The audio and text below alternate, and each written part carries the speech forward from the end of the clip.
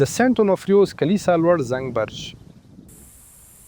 زه د زنګ برج لاندې یم، په ډیر دقت سره د بلبارج او د معبد ودانۍ ترمنځ لینډ کې. ښي خواته په دیوال کې ژور ځای خښتې په نیمه دایره کې ایښودل شوي دي. خښتې د ټیټ کیفیت لرونکي دي، په ضخامت او اندازې کې توپیر لري. له همدې امله د خښتو ترمنځ مهرونه پراخه دي. طاق بستر شوی و، لکه څنګه چې د داخلي فضا پاتې برخه ده. دا روښانه نه ده چې ولې د بیل برج دننه د دې اندازې او شکل ځای ته اړتیا ده.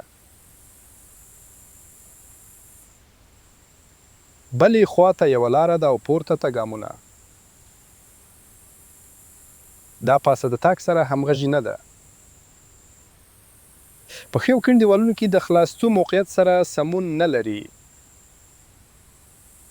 وګورئ چې ترتیب څومره توپیر لري.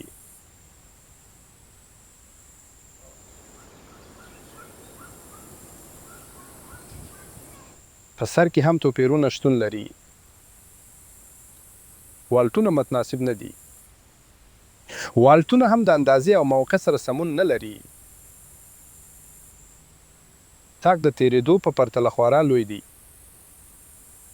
ځای لوړ او پراخ دی. د ځینو ته رسیدو لپاره تاسو اړتیا لرئ چې ډیر ټیټ کړئ.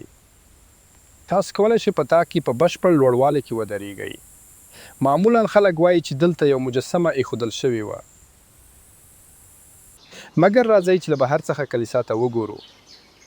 د زنګ برج په بهرنۍ دیوالونو کې هیڅ ځای نشته. د ودانۍ په مخ کې د مجسمو لپاره هیڅ ځای نشته.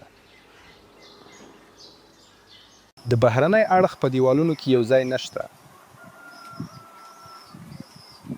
د قربانګاه د غاړې څخه په دیوالونو کې هیڅ ځای نشته.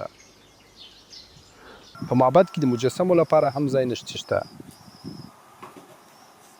په عموم کې هیڅ ځای د انسان د اندازیز مجسمې لپاره ورته ځایونه شتون نه لري. یوازینی ځای د بیل برج لاندې په تېرېدو کې دی.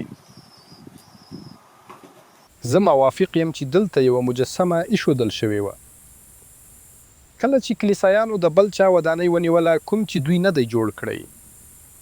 په پیل کې دا ځای د ځینو عملي موخو لپاره جوړ شوی و،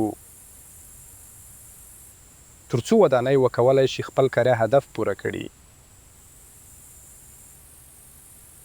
د دې لپاره چې دا د انسانیت د وروستي دور څخه جوړونکو لخوا جوړ شوی و.